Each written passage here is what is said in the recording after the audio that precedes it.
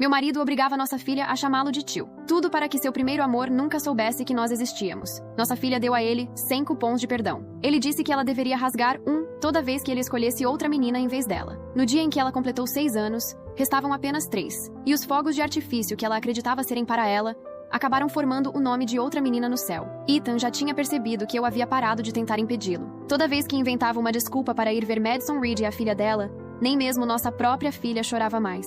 No momento em que ele deu um passo em direção à porta, Emma pegou um cupom de perdão e perguntou com cuidado: Tio Ethan, você pode não ir vê-las hoje e ficar em casa com a mamãe e comigo? Ethan não parou de andar.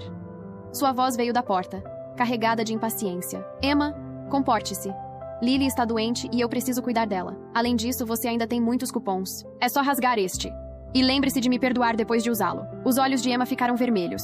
Ela rasgou o cupom em pedacinhos e o jogou no lixo, olhando para a mesa, onde agora restavam apenas 2. Foi naquele momento que percebi que o dia em que iríamos embora não estava mais tão distante. Emma ficou olhando para a porta por um longo tempo, com os olhos cheios de lágrimas que se recusava a deixar cair. Aproximei-me e a abracei.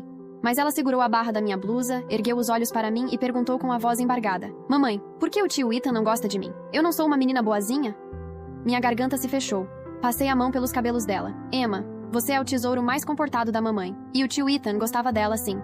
O problema era que alguém tinha ficado doente e ele tinha ido ajudar. Emma assentiu e não perguntou mais nada. Eu sabia que ela não tinha acreditado. Ela simplesmente não queria que eu também ficasse triste. Peguei-a no colo, levei-a até a mesa e tirei o bolo que nós duas tínhamos preparado naquela manhã. Acendi as velas.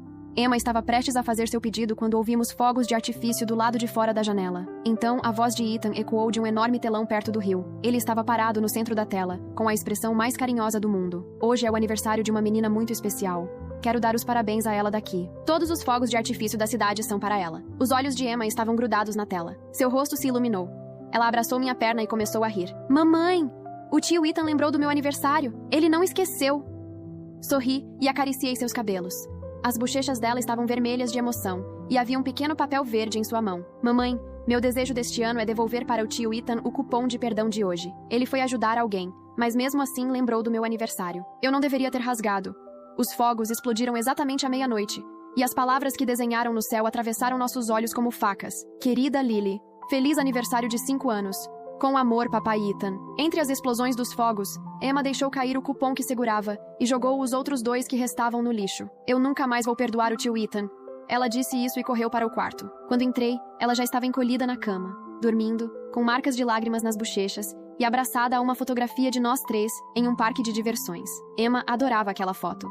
Era a única fotografia que tínhamos de nossa família de 3 pessoas. Pouco tempo depois, Ethan comprou o parque de diversões inteiro como presente de aniversário para Lily, simplesmente porque ela disse que tinha gostado do lugar. Emma nunca mais pediu para ir a um parque de diversões. Guardei a fotografia, limpei seu rosto e deixei que dormisse. Na manhã seguinte, liguei para uma advogada especializada em divórcios. Quando desliguei, Emma apareceu atrás da porta e correu para abraçar minhas pernas. Engolindo toda a amargura que sentia, perguntei: Meu amor, se a mamãe se divorciar do tio Ethan, você prefere ficar com ele ou vir comigo? Os braços dela ficaram tensos.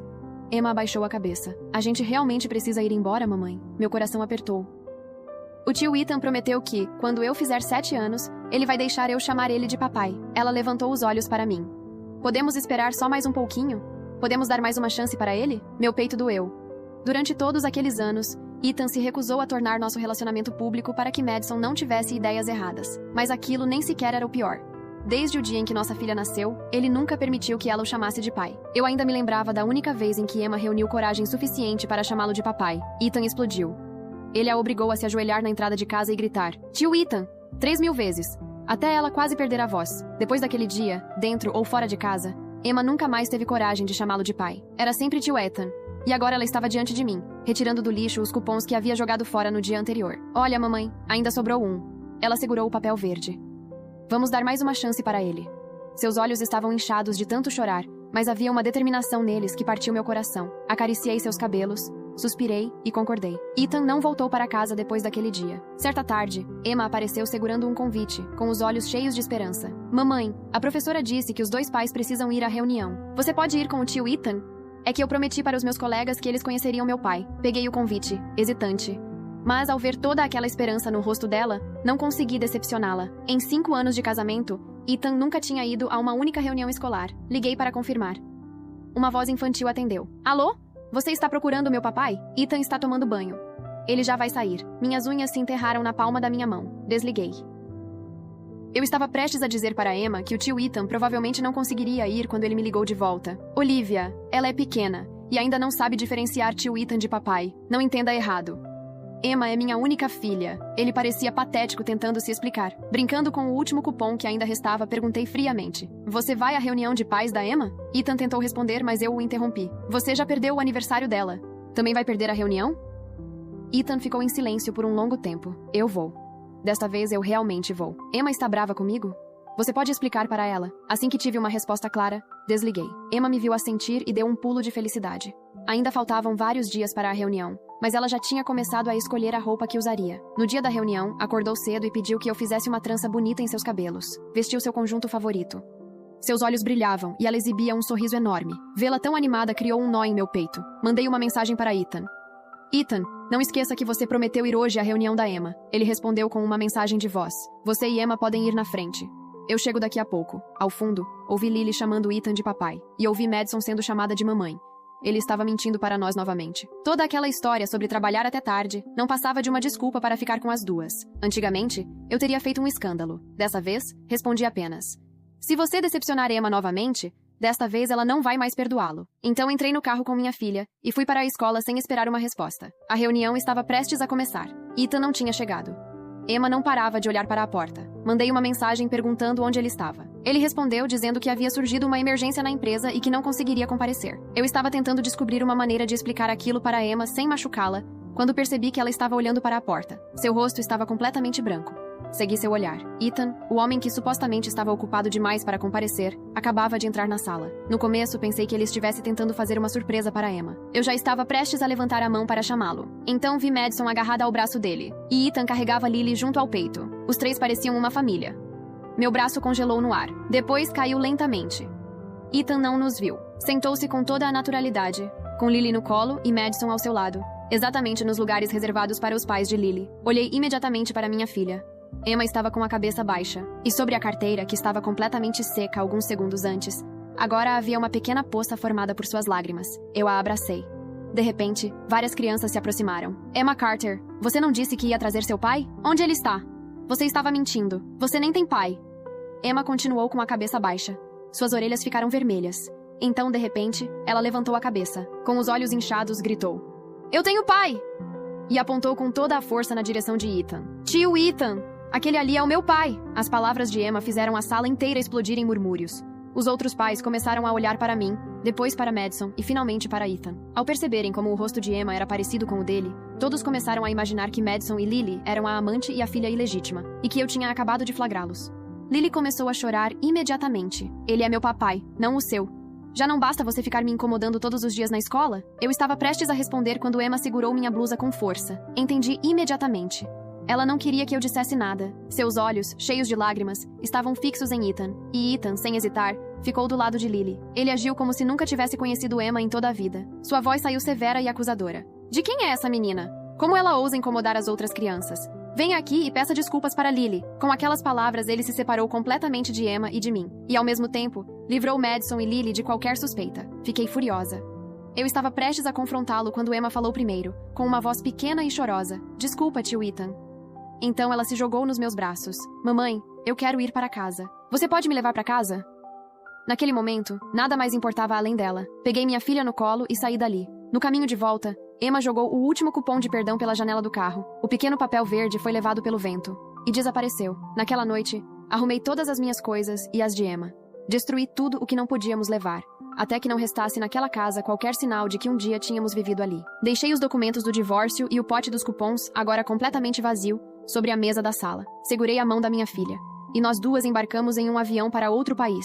Do lado de fora da janela, as luzes da pista se transformaram em riscos âmbar e dourados antes de desaparecerem sob as nuvens. A cidade onde passei 7 anos diminuindo a mim mesma e vivendo nas sombras desapareceu na noite. Emma estava sentada ao meu lado, com as mãos apoiadas no colo. Ela não perguntou para onde estávamos indo, não pediu seu ursinho, não pediu seus livros de histórias. Quando a comissária de bordo trouxe uma toalha quente e um suco, Emma levantou os olhos, deu um pequeno sorriso e sussurrou: Obrigada, senhora. Não havia uma única lágrima em seu rosto. E foi justamente isso que mais partiu meu coração. Uma criança que faz birra ainda acredita que seu choro pode mudar a decisão de um adulto. Uma criança que permanece em silêncio já aceitou que sua dor é invisível. Acomodei Emma em meus braços. Ela encostou a testa na minha clavícula. Mamãe. Estou aqui, meu amor. O tio Ethan vai para a nossa casa nova? Meu peito se fechou. Acariciei seus cabelos. Não, meu amor. O tio Ethan vai ficar na casa dele. E nós vamos morar na nossa.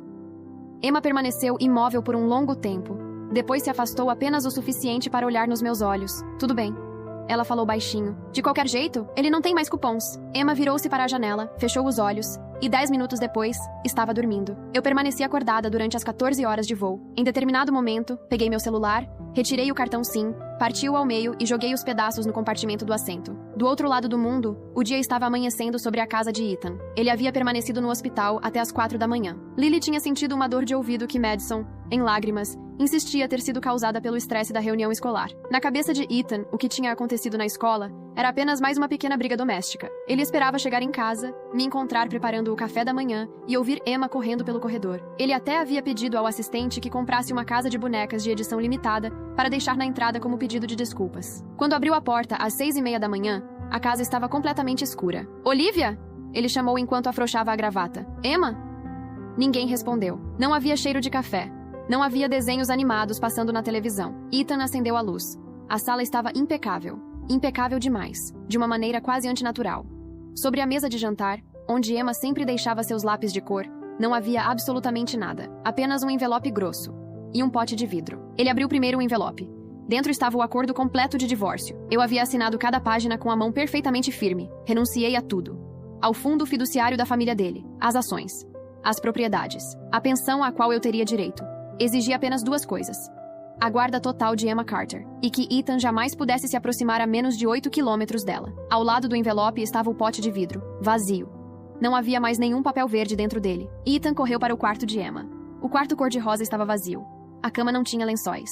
A estante não tinha um único livro. A parede, onde ela orgulhosamente colocava seus desenhos da escola, estava completamente limpa. Nós tínhamos até removido os restos de cola da pintura. A única coisa que permanecia ali era uma pequena lixeira perto da porta. Dentro estavam as fotografias emolduradas da família. As únicas fotografias que Ethan havia permitido que tirássemos em particular. Em cada uma delas, as imagens de Emma e a minha tinham sido recortadas com uma tesoura. Restava apenas Ethan sozinho diante de praias, jardins e mesas de aniversário. Ao lado das fotografias havia um desenho. Uma menina segurava a mão de um homem alto sob um sol. No alto da folha, as palavras papai e Emma tinham sido riscadas repetidas vezes com canetinha preta. E, embaixo dos riscos, com a letra trêmula de uma menina de 6 anos, estava escrito: o tio Ethan de ninguém. Os dedos de Ethan começaram a tremer quando ele retirou o papel da lixeira. Ele ligou imediatamente para o chefe de segurança. Encontrem Olivia!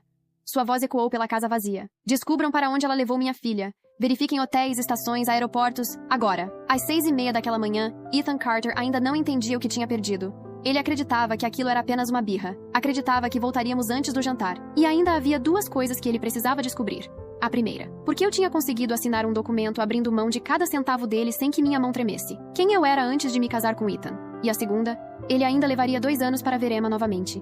E naquele dia, ajoelhado no chão diante do portão de uma escola, ouviria da própria filha a única frase que jamais conseguiria esquecer. Durante as primeiras 48 horas, Ethan continuou convencido de que nos encontraria antes do jantar. Semanas depois, Rachel Vance, a advogada responsável pelo meu divórcio, me contou com uma precisão quase cruel tudo o que ele havia feito durante aqueles 2 dias. Ethan Carter era CEO da Carter Holdings. Sua família exercia influência sobre o comércio, o setor de transportes e o mercado imobiliário da cidade. E ele estava acostumado a resolver tudo com uma única ligação. Uma ligação era suficiente para abrir uma porta, conseguir um endereço ou fazer uma pessoa aparecer. Por isso, meu desaparecimento simplesmente não parecia possível para ele. Pelo menos, não no começo. Ele ordenou que sua equipe de segurança verificasse hotéis, estações, aeroportos e locadoras de veículos. Mandou investigadores para todas as propriedades que já haviam sido associadas ao meu sobrenome de solteira. Também começou a monitorar minhas antigas contas bancárias, esperando que aparecesse uma compra em um supermercado, um saque, uma reserva de hotel. Qualquer movimentação que pudesse nos transformar novamente em um ponto no mapa dele. Ele não encontrou nada.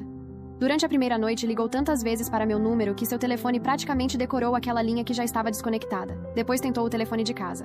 Ligou para antigos funcionários da minha família. Para pessoas com quem eu não falava havia anos. Ethan nem perguntava se sabiam onde eu estava. Ele exigia que dissessem: Ninguém conseguia lhe dar uma resposta. Na manhã do segundo dia, ele ainda falava sobre mim como se eu estivesse fazendo uma simples birra. Quando Olivia se acalmar, ela vai voltar, disse ao assistente. Deixe minha agenda desta tarde livre. Também pediu que não devolvessem a casa de bonecas que havia comprado para Emma. Ela permaneceu fechada dentro de uma enorme caixa perto da entrada, como se aquele brinquedo pudesse esperar por nós e consertar tudo quando voltássemos. Mas a noite chegou. E a caixa continuava ali. A casa permanecia em silêncio. Pela primeira vez, Ethan começou a perceber que aquilo não era apenas uma briga. No terceiro dia, Rachel entrou no escritório dele, no 72º andar da Carter Tower. Ela não estava sozinha. 2 dos principais sócios de um dos escritórios de advocacia especializados em litígios civis mais temidos da cidade a acompanhavam. Ethan nem sequer ofereceu uma cadeira. Sua camisa estava amarrotada, as mangas estavam dobradas, e havia olheiras profundas em seu rosto que, segundo Rachel, faziam com que parecesse vários anos mais velho. Ele praticamente não tinha dormido. Sobre sua mesa estavam extratos bancários impressos, fotografias de aeroportos, listas de hotéis e relatórios da equipe de segurança. Assim que viu Rachel, apoiou as 2 mãos sobre a mesa. Onde elas estão? Rachel colocou a bolsa ao lado de uma cadeira. Bom dia, Sr. Carter. Não estou interessado em bom dia. Sei que Olivia procurou você. Diga a ela que isso já foi longe demais. Rachel retirou uma pasta preta de couro. Ethan continuou falando cada vez mais rápido. Estou disposto a esquecer os papéis do divórcio. Vou comprar uma casa ao lado da escola. Emma poderá me chamar de papai, Ethan ou do que quiser. Vou fazer uma declaração pública. Faço qualquer coisa. Só diga a Olivia para trazer minha filha para casa. Rachel colocou a pasta diante dele. Não vim negociar seus problemas conjugais, Sr. Carter.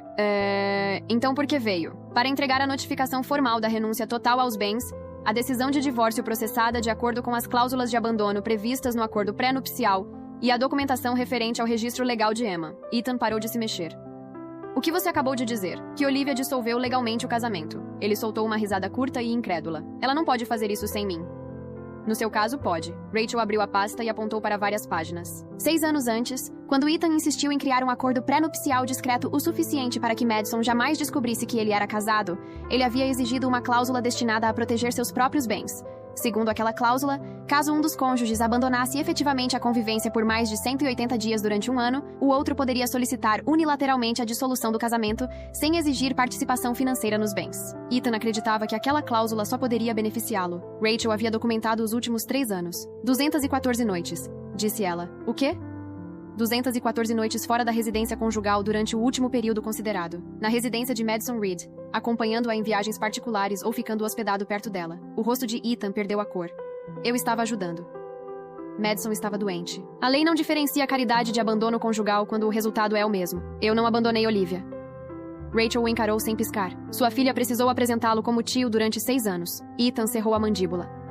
Isso não tem nada a ver com isso. Tem tudo a ver com isso.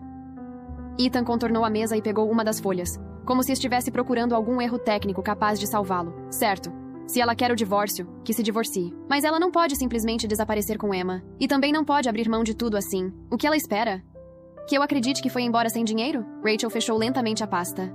Sr. Carter, Olivia não foi embora com o seu dinheiro. Então, com que dinheiro ela foi embora? Foi naquele momento que Rachel deu a ele a primeira resposta para a qual Ethan não estava preparado. Com o dinheiro dela. Ethan franziu a testa. Do que você está falando? Durante 5 anos você acreditou que Olivia era apenas uma dona de casa sem carreira, sem recursos próprios e sem nenhum lugar para onde pudesse ir. Rachel fez uma pequena pausa. Antes de se casar com você, Olivia era a única beneficiária do Whitmore Architectural Heritage Trust. O silêncio ficou tão pesado que, segundo Rachel, até os 2 advogados que a acompanhavam pararam de mexer nos documentos. Ethan piscou. Isso é impossível. Ela completou 30 anos no mês passado. O fundo fiduciário offshore atingiu sua data de vencimento. 3 semanas antes de irmos embora, eu havia liquidado meus investimentos nacionais por meio de uma empresa privada internacional. Ethan caiu contra o encosto da cadeira. De repente, minha decisão de abrir mão das ações dele, das propriedades e de todo o dinheiro que poderia receber já não parecia impulsiva. Era exatamente o contrário. Ethan olhou para minha assinatura no final do acordo. Ela planejou isso. Rachel balançou a cabeça. Não, ela suportou isso. Ele levantou os olhos. Qual é a diferença? Toda a diferença. Olivia não acordou certa manhã procurando uma desculpa para ir embora. Sua filha lhe deu 99 oportunidades para lembrar que era pai dela. Olivia esperou até que Emma não tivesse mais nada para perdoar. Ethan desviou o olhar. Rachel abriu a bolsa novamente e retirou uma caixa achatada de madeira polida. Emma pediu que eu devolvesse isso a você. Ela colocou a caixa sobre os documentos. Ethan não tocou nela imediatamente. O que é? Abra. Quando levantou a tampa, encontrou dezenas de pequenos pedaços de papel verde. Eram os restos dos cupons que Emma havia rasgado durante 2 anos. Não estavam organizados. Alguns eram fragmentos minúsculos, outros ainda conservavam uma palavra, um canto ou um número. Rachel havia me ajudado a guardá-los porque, sem perceber, eu recolhera muitos daqueles pedaços do chão depois que Emma corria para o quarto e se trancava para chorar. Ethan pegou um deles. Havia uma data escrita no verso. Era o cupom do 5º aniversário de Emma. Naquele dia, Ethan havia aparecido por 10 minutos antes de ir embora, porque Lily precisava de remédio para a tosse. Ele pegou outro. Véspera de Natal. Ethan havia prometido se vestir de Papai Noel para Emma, mas acabou participando de uma cerimônia de iluminação natalina com Madison. Outro. O recital de balé. Emma havia passado toda a apresentação olhando para uma cadeira vazia na primeira fila. Ethan deixou o pedaço cair de volta dentro da caixa. Sobre todos aqueles fragmentos havia um cupom verde completamente inteiro. O último. O cupom que Emma havia jogado pela janela do carro depois da reunião escolar. Rachel o encontrara perto da saída da escola quando voltou para buscar um documento, antes de nos levar ao aeroporto. Uma das pontas estava suja por ter caído no asfalto, mas o cupom permanecia inteiro. No verso, Emma havia escrito cuidadosamente: Tio Ethan, você não precisa mais fingir. Ethan ficou encarando aquelas palavras. Foi ela que escreveu isso? Sim, quero falar com ela. Rachel não respondeu. Ethan se levantou tão rápido que a cadeira bateu contra a parede. Rachel, por favor. Só uma ligação. 30 segundos. Deixe-me ouvir a voz dela. Não. Eu dou o que você quiser. Eu não quero nada de você. Vou renunciar à empresa. Vou dar uma coletiva de imprensa hoje mesmo. Vou dizer na frente de todo mundo que Emma Carter é minha única filha. Eu consigo consertar isso. Rachel fechou a bolsa com um clique seco. Você não pode consertar o que fez naquela sala de aula. Ethan ficou imóvel. Quando Emma finalmente reuniu coragem para apontar para você diante de todos e dizer que você era o pai dela, você perguntou de quem era aquela menina. Ethan abriu a boca, mas Rachel continuou. Depois mandou que ela pedisse desculpas para a filha de outra mulher. Você negou sua própria filha em público para proteger Lily e Madison de uma suspeita inconveniente. Eu estava tentando evitar um escândalo. Você evitou um escândalo para elas, à custa da sua própria filha. Ethan apertou o cupom entre os dedos. Eu não sabia que Olivia iria embora. Esse é exatamente o problema. Rachel o encarou. Você sempre acreditou que poderia fazer qualquer coisa, porque elas continuariam ali. Ela se levantou. Para Emma, o pai dela morreu naquela sala de aula. Ethan abaixou a cabeça. Pela primeira vez desde que começou a nos procurar, não perguntou onde estávamos. Talvez porque finalmente tivesse entendido que encontrar um endereço não significava recuperar uma família. A milhares de quilômetros daquele escritório, Emma e eu aprendíamos a viver em uma casa onde ninguém precisava se esconder. Nós nos instalamos em Edimburgo, em uma casa georgiana de pedra perto de Dean Village. A chuva batia nas janelas com uma paciência constante. As ruas tinham cheiro de pedra molhada e madeira. E pela manhã, era possível ouvir os sinos de uma igreja ao longe. No primeiro dia em que entramos na casa, Emma caminhou por todos os cômodos sem tocar em nada. Esta casa é nossa? Perguntou. Sim. Nossa, de verdade? De verdade. Ela olhou para a porta da frente. E ninguém vai mandar a gente se esconder se alguém vier visitar? Ajoelhei-me diante dela. Ninguém. Emma assentiu. Mas levou semanas até realmente acreditar. Durante os primeiros 2 meses, ela teve pesadelos. Não eram pesadelos barulhentos. Isso teria sido mais fácil. Ela acordava no meio da noite, sentava-se na cama com o corpo completamente rígido e ficava olhando para a porta. Na primeira vez que a encontrei assim, achei que ela não tivesse me ouvido entrar. Emma virou a cabeça. Eu fiz barulho? Aquela pergunta me destruiu. Não importa se você fez barulho. Mas você estava dormindo. Também não importa. Sentei-me ao lado dela. Nesta casa você pode fazer barulho. Pode chorar. Pode rir. Pode me chamar se estiver com medo. Você não precisa se comportar perfeitamente para fazer alguém ficar. Ela me observou por alguns segundos. Mesmo de noite? Mesmo às 3 da manhã? Mesmo se você estiver cansada? Mesmo se eu estiver cansada.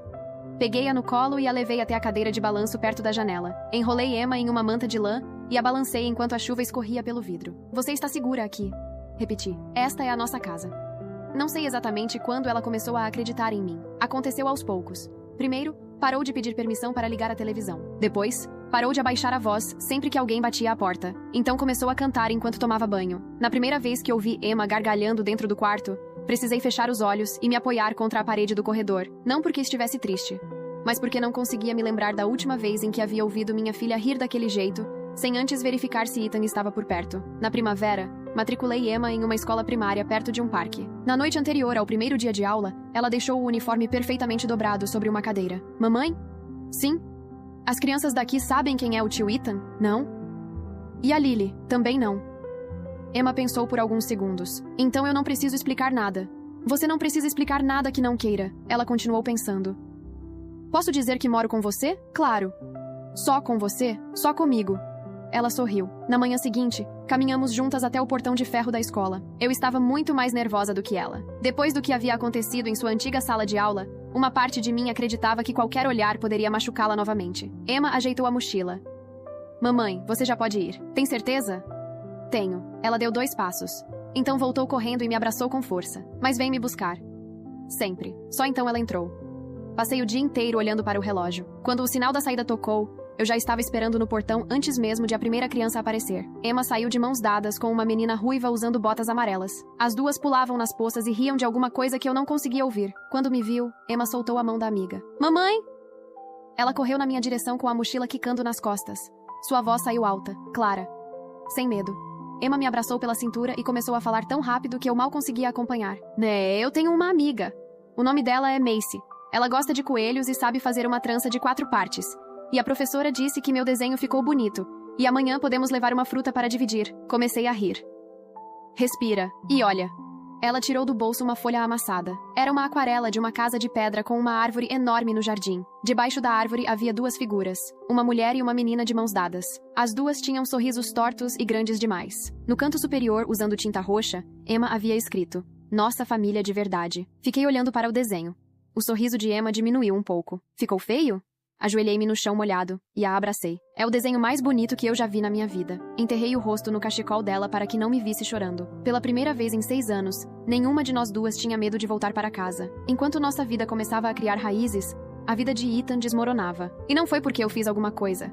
Não publiquei nossa história. Não liguei para os sócios dele. Não procurei vingança. Eu não precisava. A reunião escolar havia tido testemunhas demais. Um dos pais tinha gravado parte da discussão. No vídeo, Emma aparecia apontando para Ethan. Era possível ouvir minha filha dizendo que ele era seu pai. E depois se ouvia claramente a resposta de Ethan perguntando de quem era aquela menina e ordenando que ela pedisse desculpas para Lily. O vídeo apareceu primeiro em pequenos grupos. Depois chegou às redes sociais. Em poucas semanas, a cidade inteira conhecia a cena que Ethan havia tentado esconder. A reação foi brutal.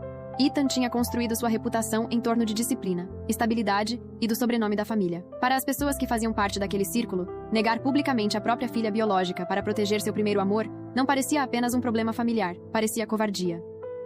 Alguns parceiros comerciais começaram a se afastar. Outros exigiram explicações. Investidores antigos e famílias que valorizavam a imagem de legado e continuidade retiraram capital dos projetos da Carter Holdings. Não foi uma queda instantânea. Foi pior. Foi lenta. Toda semana, um convite desaparecia. Todo mês, uma negociação era congelada. Toda reunião do conselho começava com uma pergunta que Ethan não queria responder. E no meio de tudo aquilo, Madison interpretou minha ausência da maneira mais errada possível. Ela achou que tinha vencido.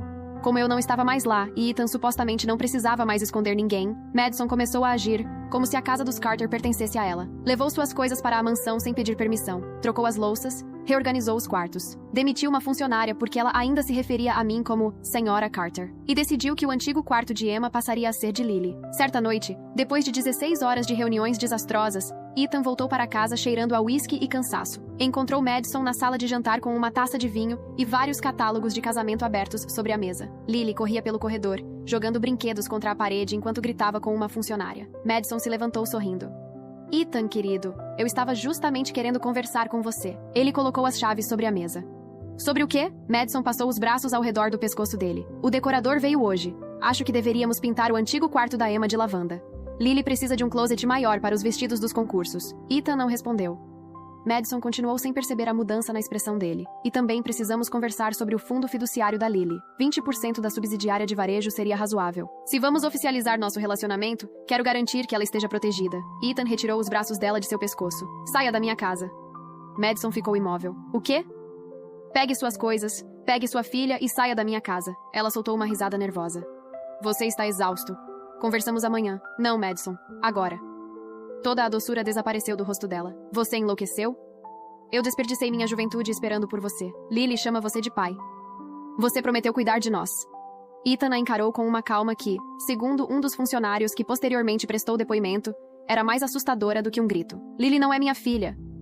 Madison parou de respirar. Ethan colocou a mão dentro do paletó e retirou um relatório médico dobrado. Fiz um teste de paternidade há 3 dias. Ele jogou os documentos na direção dela.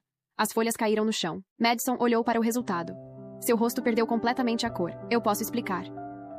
Então explique. Não é o que parece. O resultado diz que não existe relação biológica. Qual parte exatamente não é o que parece? Madison recuou. Eu estava sozinha. Você tinha escolhido Olivia. Não use o nome dela. Ethan, escuta. Quem é o pai? Madison apertou os lábios. Ele já sabia. O administrador daquele fundo de Singapura. disse Ethan. Aquele que faliu. Ela não respondeu. Você sabia que Lily era filha dele? Silêncio. Ethan finalmente entendeu. Você voltou porque precisava de alguém para pagar pela sua vida. Isso não é verdade.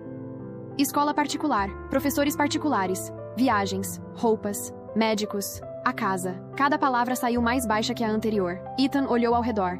A enorme sala de jantar, os catálogos de casamento, as caixas de Madison, os brinquedos de Lily espalhados pelo corredor. Então disse a frase que, pelo que me contaram, acabou destruindo o pouco que ainda restava dentro dele. Eu abandonei minha própria filha por causa de uma mentira. Madison tentou mudar de estratégia. Primeiro chorou, depois o acusou. Então gritou que eu o havia manipulado. Por fim, lançou uma taça contra a parede. Ethan não reagiu. Chamou a equipe de segurança da propriedade. Tirem a senhorita Reed e a filha dela daqui. Madison arregalou os olhos. Você não pode fazer isso comigo. Ethan olhou para ela. Acabei de fazer. Os seguranças colocaram as malas de grife de Madison em sacos e acompanharam as duas até a saída debaixo da chuva. Lily chorava. Madison gritava ameaças da entrada. Ethan não saiu para observá-las. Subiu até o quarto vazio de Emma. Sentou-se no chão. Colocou sobre as pernas o pote de vidro onde antes ficavam os cupons e permaneceu ali durante toda a noite. Na manhã seguinte, um funcionário o encontrou exatamente no mesmo lugar, abraçado ao pote vazio contra o peito. 2 anos se passaram. O tempo não parou por causa do arrependimento de Ethan, e também não parou por nossa causa. Emma completou 8 anos. Cresceu vários centímetros. Seus cabelos, que antes eu trançava com força para que ficassem sempre impecáveis, passaram a cair em ondas suaves sobre seus ombros. Ela decidiu que não queria mais mantê-los sempre presos. Aprendeu a tocar violoncelo. Apaixonou-se por scones de baunilha com creme. Começou a usar algumas palavras e uma musicalidade escocesa ao falar sem nem perceber, o que sempre me fazia sorrir. Ela não dormia mais olhando para a porta. Não perguntava mais quem tinha permissão para nos visitar. Não permanecia mais em silêncio quando alguma coisa a machucava. Quando estava com raiva, dizia. Quando sentia medo, vinha me procurar. Quando queria alguma coisa, simplesmente pedia, sem oferecer nada em troca. E nunca mais fez cupons de perdão. Eu também reconstruí uma parte de mim que havia abandonado antes do casamento. Com meu fundo fiduciário finalmente sob meu controle, e sem qualquer necessidade de depender da Carter Holdings, reabri meu estúdio de design. Escolhi um pequeno espaço perto da Royal Mile.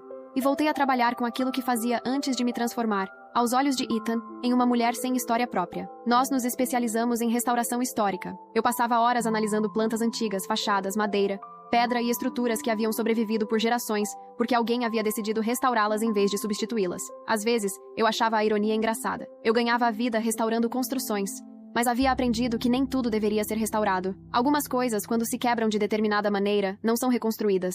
São deixadas para trás. Até que, numa tarde de maio, o passado finalmente encontrou uma rua estreita o bastante para cruzar novamente o nosso caminho. Eu tinha ido buscar Emma depois do ensaio da orquestra. Era uma tarde quente. Eu esperava perto do arco de pedra no jardim da escola enquanto conversava com a mãe de um colega dela. Então senti alguma coisa. Não foi uma intuição mágica. Foi aquela sensação física de perceber que alguém está olhando para você há tempo demais. Virei a cabeça. Do outro lado da rua, parcialmente escondido atrás de uma velha árvore, havia um homem. Ele usava um casaco escuro grande demais para seu corpo. Seu rosto estava abatido. As bochechas, fundas. Havia fios grisalhos nas têmporas. Durante 3 segundos, não o reconheci. Então vi seus olhos. Ethan. Ele não se parecia em nada com o homem que eu havia deixado para trás. O Ethan que eu conhecia sempre fora impecável. Sapatos brilhando. Ternos perfeitamente ajustados. Nenhum fio de cabelo fora do lugar. Uma presença que fazia as pessoas abrirem caminho antes mesmo que ele precisasse pedir. O homem atrás daquela árvore parecia ter envelhecido 10 anos em apenas 2. Suas mãos estavam dentro dos bolsos. Mesmo assim, eu conseguia perceber que tremiam. Ele não estava olhando para mim. Estava olhando para o portão da escola. E naquele instante eu soube exatamente por quem ele estava esperando. Ethan deu um passo à frente. Depois outro. Ele procurava cada rosto com um desespero quase doloroso de assistir. Então, Emma apareceu. Ela carregava o estojo do violoncelo nas costas e caminhava entre 2 colegas, rindo. Usava o blazer verde escuro da escola, com o brasão bordado, e suas bochechas estavam coradas por causa do calor. Ethan ficou imóvel. Literalmente parou de se mexer. Sua boca se abriu. Um som pequeno e quebrado saiu de sua garganta. Emma! Ela não ouviu. Ethan saiu de trás da árvore. Emma! Dessa vez, mais alto. Ele atravessou a rua quase correndo. Um táxi buzinou e precisou frear de repente. Ethan nem sequer olhou. Eu avancei imediatamente. Emma tinha acabado de passar pelo portão quando ele chegou à calçada. Emma! Ela parou. Ethan caiu de joelhos diante da entrada da escola. Ele não se ajoelhou com elegância. Caiu. Os joelhos bateram contra a pedra úmida. Alguns pais pararam de conversar. Uma professora se aproximou do pátio. Ethan levantou o rosto. Seus olhos estavam cheios de lágrimas. Emma, meu amor. Sou eu. O papai encontrou você. O pátio inteiro ficou em silêncio. Eu me coloquei entre ele e minha filha. Não dê mais nenhum passo. Ethan olhou para mim pela primeira vez. Por um segundo, enxerguei em seu rosto o homem que eu conhecia. Aquela antiga expectativa de que o mundo simplesmente obedecesse às suas ordens. Mas ela desapareceu quase imediatamente. Olivia, eu só quero falar com ela. Fale daí. Por favor. Não respondi. Olhei para Emma. Esperava encontrar medo. Esperava que ela procurasse minha mão. Talvez esperasse que, por um instante, voltasse a ser aquela menina de 6 anos que encolhia o corpo toda vez que Ethan levantava a voz. Mas isso não aconteceu. Emma permanecia imóvel atrás de mim. Não chorava. Não tremia. Não parecia confusa. Apenas observava Ethan como se estivesse olhando para um adulto desconhecido se comportando de maneira estranha. Ethan também percebeu. E acho que aquilo doeu mais do que qualquer grito poderia ter doído. Ele colocou a mão dentro do casaco. Meu corpo ficou tenso. Mas o que Ethan retirou foi uma caixa coberta de veludo. Ele a abriu. Dentro havia centenas de pedaços de papel verde cortados à mão. Cupons, novos, perfeitos, ridículos. Olha, disse Ethan com a voz quebrada. Olha, Emma, eu fiz para você. Emma abaixou os olhos para a caixa. Ethan começou a retirar os papéis. Tem 1000 aqui. Posso fazer 10.000. Quantos você quiser. Você pode rasgar todos. Um para cada vez que eu falhei com você. Um para cada aniversário. Um para cada reunião. Um para cada vez que... Sua voz falhou. Ele limpou o rosto com as costas da mão. Você pode criar as regras. Me diga o que eu preciso fazer. Emma não respondeu. Ethan continuou falando atropeladamente. Eu vendo a empresa. Me mudo para cá. Compro uma casa nesta rua. Nunca mais vejo Madison. Nunca mais vou embora. Vou a todos os concertos, aniversários e reuniões de pais. Você pode me chamar de papai na frente de quem quiser. Vou dizer ao mundo inteiro que você é minha filha. Ele pegou um punhado de cupons e estendeu na direção dela. Só me dê uma oportunidade. Emma olhou para os papéis. Depois olhou para mim. Eu preciso pegar? Não. Ela voltou a olhar para Ethan. Ele tentou sorrir. Era um sorriso desesperado. São seus, meu amor. Emma inclinou levemente a cabeça. Senhor, o senhor não deveria desperdiçar papel. Ethan parou de respirar. Seus dedos se fecharam ao redor dos cupons. Senhor? Emma assentiu educadamente. Sim. Emma, não. Sou eu. Ela não disse nada. Ethan bateu uma mão contra o próprio peito. Eu sou seu pai. Emma o observou por alguns segundos. Então respondeu com absoluta tranquilidade. Meu pai morreu quando eu tinha 6 anos. O rosto de Ethan desmoronou. Emma continuou falando com a mesma voz calma. E o tio Ethan foi para a casa dele cuidar da Lily. Ninguém ao redor se mexeu. Eu também não. Emma estendeu a mão. Mas não na direção de Ethan. Na minha. Entrelaçou seus dedos nos meus. Então levantou o rosto e sorriu para mim com aquela expressão aberta que havia recuperado na Escócia. Mamãe, podemos comprar sorvete no caminho para casa? O professor MacLeod disse que toquei muito bem minha parte hoje. Naquele instante, toda aquela cena se resumiu para mim aquela frase. Não Ethan ajoelhado. Não os pais olhando. Não a caixa cheia de cupons. Minha filha estava falando sobre música. Sobre sorvete. Sobre a própria vida. Claro que podemos, meu amor. Emma deu um passo para ir embora. Ethan lançou uma última palavra. Espera. Ela parou. Por educação, não por necessidade. Ethan apertava a caixa contra o peito. Não existe realmente nada que eu possa fazer? Emma pensou por alguns segundos. Eu não interferi. Finalmente respondeu. Pode parar de fazer promessas que chegam tarde demais? Ethan abaixou a cabeça. Emma puxou minha mão suavemente, e fomos embora.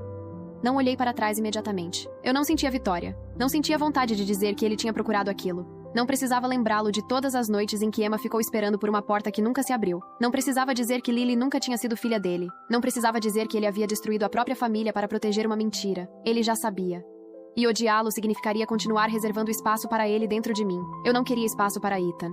Queria espaço para nós duas. Caminhamos até o carro. Emma falava sobre uma parte complicada da música que havia tocado naquela tarde. Eu apenas escutava. Atrás de nós, Ethan continuava ajoelhado diante do portão da escola. Quando chegamos ao carro, Emma abriu a porta traseira para guardar o violoncelo. Então parou. Mamãe, o que foi? Eu disse alguma coisa errada? Olhei na direção da escola. Ethan já era apenas uma figura escura no meio das pessoas. Não. É que ele estava chorando. Abaixei-me diante dela. Só porque alguém está chorando não significa que você precisa dar a essa pessoa o que ela quer, Emma pensou. Mesmo quando ela está triste? Mesmo quando está triste. Ah. Ela olhou novamente para o portão, depois fechou a porta do carro. Então eu quero sorvete de morango. Sorri. Achei que você queria chocolate. Mudei de ideia. Você também pode fazer isso. Ela riu e entrou no carro.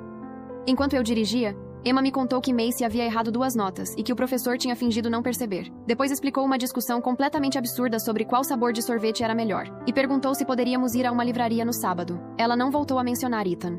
Eu também não. Emma pediu sorvete de morango e, 5 minutos depois, quis provar o meu. Caminhamos por uma rua de pedra sob o sol, dividindo colheradas enquanto ela falava sobre o próximo ensaio. Não havia fogos de artifício.